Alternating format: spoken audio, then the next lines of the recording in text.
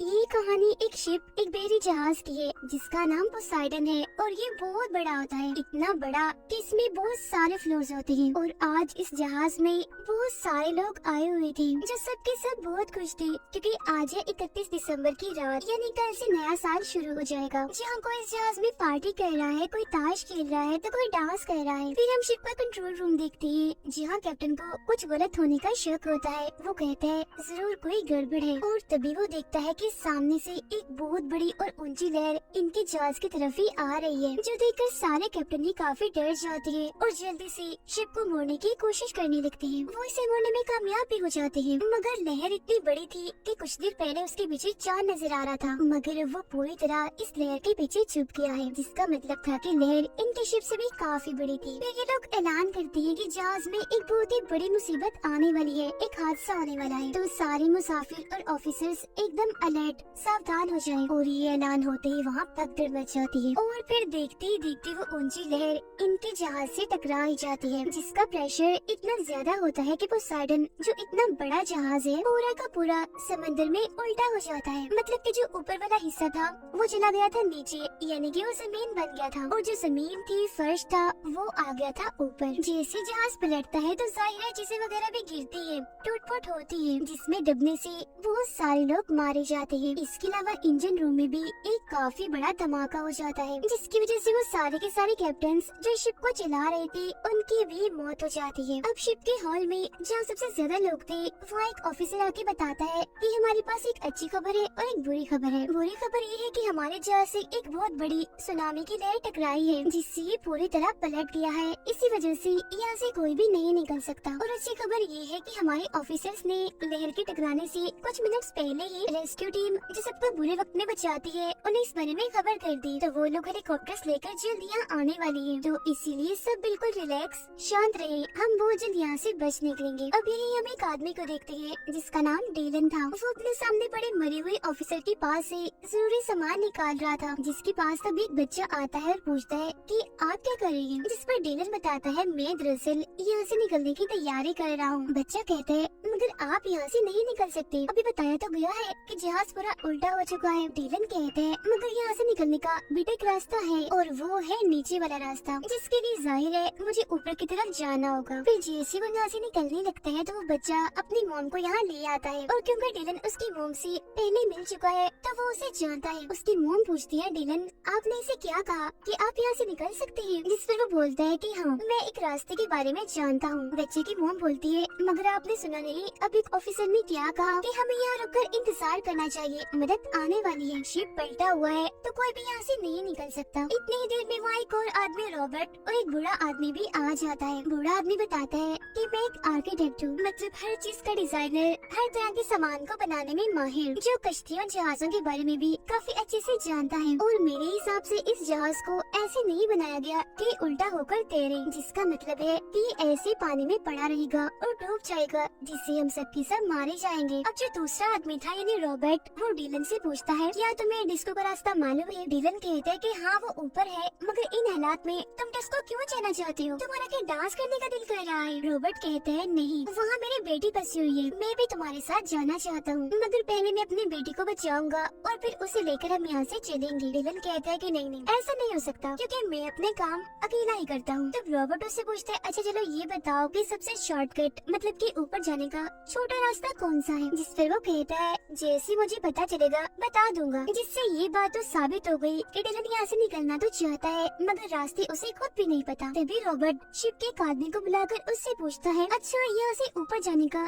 सबसे छोटा रास्ता कौन सा है? जिस पर वो आदमी इशारों से उन्हें रास्ता समझाने लगता है। रॉबर्ट उससे कहता है जितना तुम एक साल में कमाते हो उससे दुगने पैसे दूंगा मैं तुम्हें, बस तुम खुद हमें वहाँ तक ले जाओ। जिस पर वो आदमी राजी हो जाता है, यानी कि अब वो भी रॉबर्ट के साथ जाएगा। ऐसा होने के बाद रॉबर्ट डीलन से कहते हैं सुनो मेरी बात, अगर तुम्हारे पास प्लान है तो हमारे पास गाइड है जो हमें हर जगह के बारे में बताएगा, तो इसीलिए अगर हम सब एक साथ जाएंगे तो हमारी जान बच सकती है। अलग अलग अगर हम गए तो हो सकता है हम मर जाए, जिसके लिए अब आखिरकार डीलन मान जाता है। जिसके बाद ही सारे लोग मिलकर जहाज के नीचे वाले हिस्से की तरफ जाने के लिए निकल पड़ते हैं। हम जानते हैं कि जहाज का वो निचला हिस्सा ऊपर की तरफ है, इसीलिए ये लोग वहीं जा रहे थे और वहाँ जाकर ये उस रास्ते से निकलने वाले थे जहाँ पर बड़े बड़े पंखे होते हैं जो शिप को चलाकर आगे की तरफ ले जाते हैं। फिर जब ये लोग उस होल से निकल रही थी तो वहाँ के सारे दरवाजों को बंद कर दिया जाता है ताकि पानी अंदर न आ सके। हालांकि उधर पहले से काफी सारा पानी मौजूद था, मगर वहाँ के खिड़कियाँ दरवाजे इतने मजबूत थे कि मजीद और पानी अंदर नहीं आ सकता था। ये लोग लगातार आगे बढ़ रही थी ताकि कैसे भी करके जहाज के नीचे वाले हिस्से में पहुँच जाए और यहाँ से निकल सके ताकि इनकी जान बच जाए। मगर थोड़ी सी आगे जाने के बाद इनका सारा रास्ता बंद हो जाता है क्योंकि आगे बहुत सारे लोगों की लाशें पड़ी होती हैं। जिसके बाद ये लिफ्ट का दरवाजा खोलते हैं। यहाँ से लिफ्ट काफी ऊपर होती है। फिर एक काफी बड़ी लोहे की पट्टी से ये सामने वाले दरवाजे की तरफ एक रास्ता बनाते हैं ताकि ये लोग उस दरवाजे को खोलकर यहाँ से निकल सके। मगर लाख कोशिश के बाद भी इनसे वो दरवाजा नहीं खुलता। पर तभी यहाँ जो ऊपर वाले फ्लोर की लिफ्ट होती है उसका दरवाजा खुल जाता है। तब जैसे तैसे लोग एक दूसरे की मदद करके उस रास्ते से निकल जाते हैं और उस लिफ्ट वाले रास्ते में आ जाते हैं। लेकिन अभी भी दो लोग पीछे ही थे, एक बूढ़ा आदमी और एक शिप वाला इनका गाइड। और जैसे ये लोग उस रास्ते के जरिए ऊपर चढ़ रहे थे तो इनके नीचे लोहे की पट्टी का वो रास्ता खिसक जाता है, गिर जाता है। जिसके बाद ये उस लिफ्ट वाले रास्ते के किनारे से लटक जाते हैं। ये हाथ भी नहीं छोड़ सकते क्योंकि नीचे काफी गहरी खाई है और अगर ये गिर गए तो सिर्फ मौत ही है। लेकिन यहाँ लटक कर मुसीबत कम नहीं हुई थी क्योंकि ऊपर जो लिफ्ट थी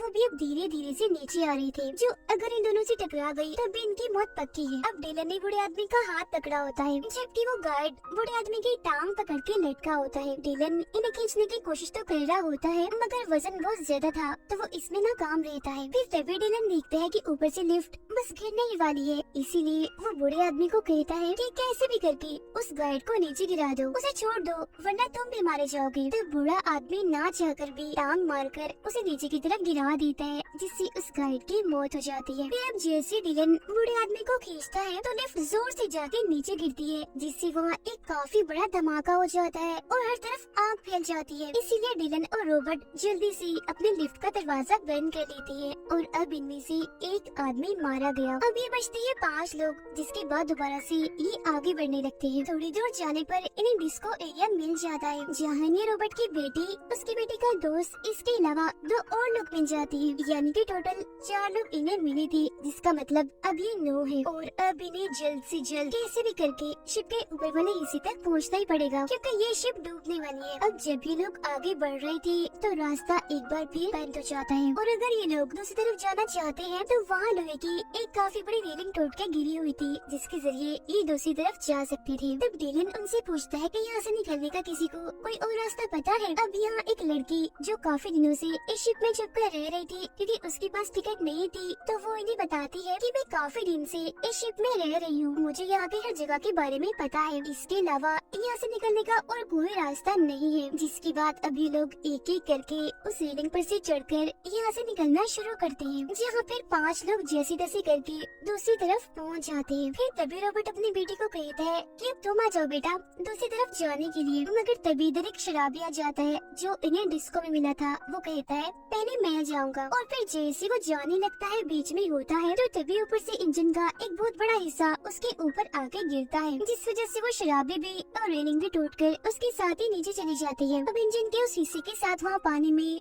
बहुत सारा तेल भी गिर जाता है। चिंगारियाँ तो पहले ही वहाँ गिर रही थी तो इसी वजह से वहाँ आग लग जाती है पानी में और वो शराबी मर गया था, इसलिए अभी 8 रह गई थी। लेकिन सिर्फ 5 लोग ही दूसरी तरफ गए थे जहाँ इन्हें जाना था, जबकि रॉबर्ट, उसकी बेटी और डिलन अभी भी वही पीछे ही फंसे हुए थे। नीचे पानी में आग लगी हुई थी, कोई भी रास्ता नहीं था जिससे वो उस पार जा सके क्योंकि इंजन गिरने से रेलिंग भी टूट चुकी थी। तभी डिलन एक पाइप के साथ रस्सी बांधता है और पानी में घुस जाता है क्योंकि वो जानता है कि आगे नीचे पानी है जहाँ आग उसे छू भी नहीं सकती, इसीलिए वो नीचे ही तैरते हुए दूसरी तरफ पहुँच जाता है। वहाँ वो रस्सी का दूसरा सिरा पाइप के साथ बांध देता है जिससे लटक कर रॉबर्ट और उसकी बेटी भी इस तरफ आ जाते हैं, जिससे अभी 8 के 8 बज जाते हैं और दोबारा से ऊपर की तरफ जाने लगते हैं। अब डिलन को सब कुछ इसलिए भी पता था क्योंकि एक वक्त ऐसा था जब वो नेवी में काम करता था। अब हालांकि उसने नेवी छोड़ दी थी मगर शिप के बारे में अभी भी उसे काफी जानकारी थी। अब हॉल का सीन दिखाया जाता है जहाँ सारे लोग इस इंतजार में थे कि कोई मदद आएगी। वो सबकी सब काफी घबराने लगते हैं क्योंकि पानी के प्रेशर से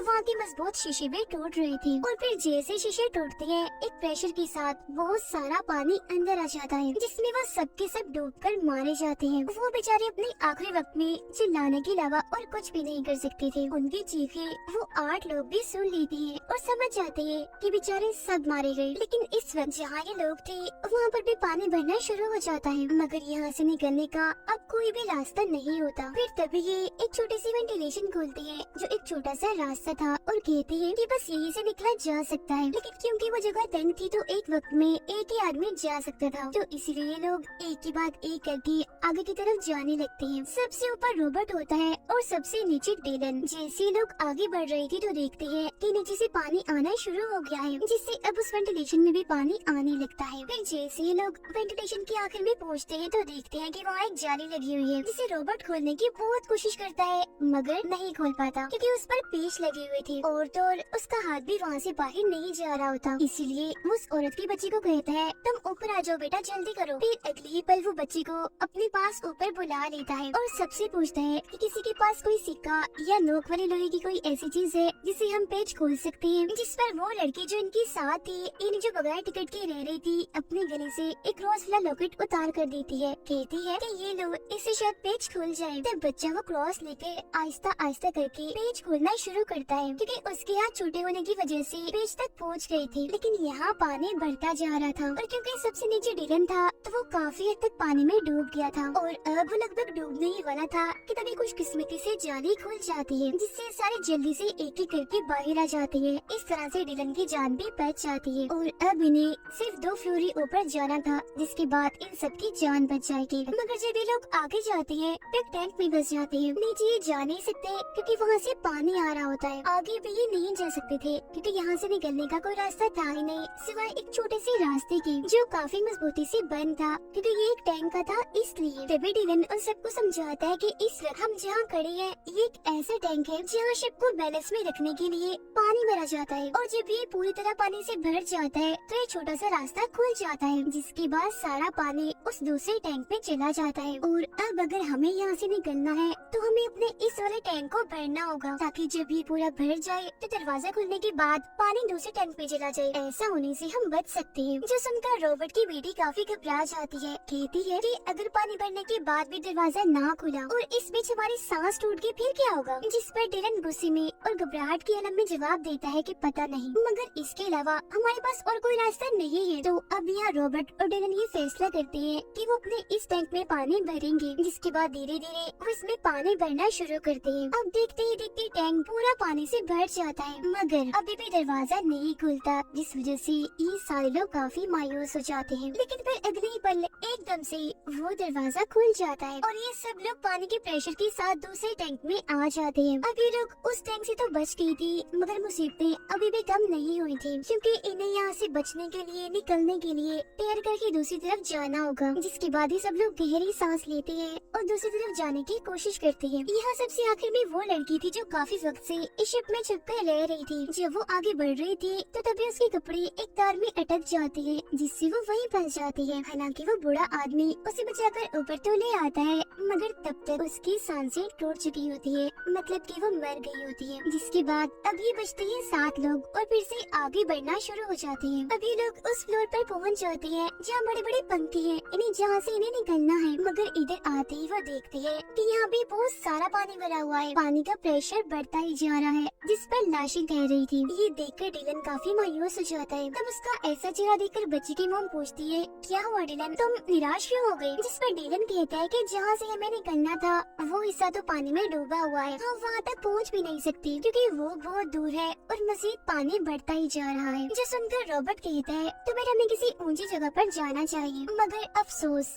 यहाँ से निकलने का और कोई रास्ता नहीं होता। जिस पर दुखी होते हुए रॉबर्ट डिलन से कहता है कि शुक्रिया, तुमने हम सबकी जान बचाने के लिए बहुत कोशिश की, मगर शायद हमारी किस्मत में यही लिखा है कि इस शिप में ही हमारी मौत होगी। और वैसे भी सब कुछ इंसान की बस में नहीं होता। मगर तभी जो यहाँ इंजन रूम था वहाँ एक काफी बड़ा धमाका हो जाता है, जिससे वो सारा पानी जो भरा हुआ था यहाँ से निकल जाता है और ऐसा होने से वो रास्ता भी पानी से खाली हो जाता है जहाँ से इन्हें निकलना है, यानी जहाँ वो बड़े बड़े पंखे थे, मगर जब भी वहाँ पहुँचते हैं तो इनके सामने एक और मुसीबत आ जाती है, और वो ये कि पंखे अभी भी अपने आप ही घूम रहे थे। इससे भी बड़ी मुसीबत ये कि वो सीधे नहीं बल्कि उल्टी तरफ ही घूम रहे थे, जिस वजह से हवा का प्रेशर इन्हीं की तरफ था, जिसका मतलब था कि अगर ये उसकी तरफ कुछ फेंकते भी हैं तो वो जिस पंखे की तरफ ना जाकर वापस इन्हीं की तरफ ही आ जाएगी। अब तभी इधर रोबोट को एक नक्शा मिलता है, जिससे उसे पता चलता है कि इन्हीं पंखों के बिल्कुल नीचे कंट्रोल रूम है, जहाँ जाकर इन पंखों को बंद किया जा सकता है। लेकिन कंट्रोल रूम यहाँ से 150 फीट की दूरी पर है और वहाँ जाने का मतलब मौत है। मगर इसके बावजूद भी रॉबर्ट वहाँ जाने के लिए तैयार था, जो देखकर उसकी बेटी का दोस्त कहता है, आप रहने दीजिए, आप वहाँ नहीं जा सकती, मुझे जाने दीजिए क्योंकि मैं वहाँ जा सकता हूँ और इन पंखों को बंद भी कर सकता हूँ। जिसके फौरन ये बात वो वहाँ जाने के लिए तैयार था, पंखों को बंद करने के लिए। लेकिन उसके जाने की वजह से रॉबर्ट की बेटी रो रही होती है, वो उसे जाने के लिए मना करती है। तब उसका दोस्त कहता है, जाना जरूरी है, किसी को तो जाना ही होगा। और अब अपनी बेटी को रोता हुआ देखकर रॉबर्ट खुद पानी में कूद जाता है और कंट्रोल रूम की तरफ बढ़ने लगता है। तभी हम देखते हैं कि डिलन यहाँ पर नहीं है, क्योंकि वो छोटा बच्चा पानी में बह गया था, जिसे डिलन और उसकी मॉम ढूंढ रहे थे। बच्चा उन्हें बहुत जल्द मिल जाता है, जिसे डिलन बचा भी लेता है, जिसके बाद वो वापस उसी जगह पर आ जाते हैं जहाँ बाकी लोग थे। लेकिन मुसीबत यहाँ भी पानी बढ़ता ही जा रहा था, और अगर इन्होंने पंखों को बंद नहीं किया, यहाँ से ना निकले तो ये भी डूबकर मारे जाएंगे। उधर रॉबर्ट कंट्रोल रूम में पहुंचकर पंखों को बंद करने की कोशिश कर रहा होता है, लेकिन वो देखता है कि जिस बटन से पंखे बंद हो रहे थे वो खराब हो गया है, और साथ ही रॉबर्ट की सांसें भी टूट रही होती है, जिस वजह से वो बेचारा तड़प रहा होता है। वो मरने ही वाला था कि तभी वो उस बटन को देख लेता है, जिससे पंखों को रिवर्स किया जाता है, यानी पंखों के घूमने और चलने के रुख को बदला जा सकता है। और मरने से चंद सेकंड पहले ही वो उस बटन को दबा देता है, जिसके बाद वो बेचारा मर जाता है। जिसका मतलब था कि रॉबर्ट ने उन सबकी जान बचाने के लिए अपनी जान दी थी। ऊपर डिलन देखता है कि पंखे अभी भी बंद नहीं हो रहे, इसीलिए वो घबराते हुए कहता है, ये अभी भी क्यों चल रही है, बंद क्यों नहीं हो रही। और फिर तभी रॉबर्ट की बेटी का दोस्त देखता है कि चीजें जो पहले हमारी तरफ आ रही थी, मतलब कि हवा का प्रेशर हमारी तरफ था, वो अब उल्टा हो गया होता है। इसीलिए वो डिलन से कहता है कि रॉबर्ट ने पंखों को रिवर्स कर दिया है, इसीलिए अब हम चीजें फेंक कर इंजन को बंद कर सकती है, पंखों को रोक सकती है। जिसके बाद वो एक काफी बड़ा सिलेंडर डिलन को देता है। डिलन जैसे सिलेंडर को पंखों की तरफ फेंकता है तो वहाँ एक काफी बड़ा धमाका हो जाता है, जिससे इंजन रुक जाता है और पंखे भी आखिरकार टूट जाते हैं। जिसके बाद ये लोग उस रास्ते से निकलकर एक एक करके इस जहाज पोसाइडन से पानी में कूद जाते हैं और जल्दी से एक छोटी कश्ती में चढ़ जाते हैं, जो पोसाइडन से ही आई थी, क्योंकि शिप्स में इस तरह की बहुत सारी कश्तियाँ होती हैं। सब लोग जब उसमें चढ़ जाते हैं तो तभी पोसाइडन इन्हीं की तरफ ही गिरने लगती है। तभी देखकर सारे जल्दी जल्दी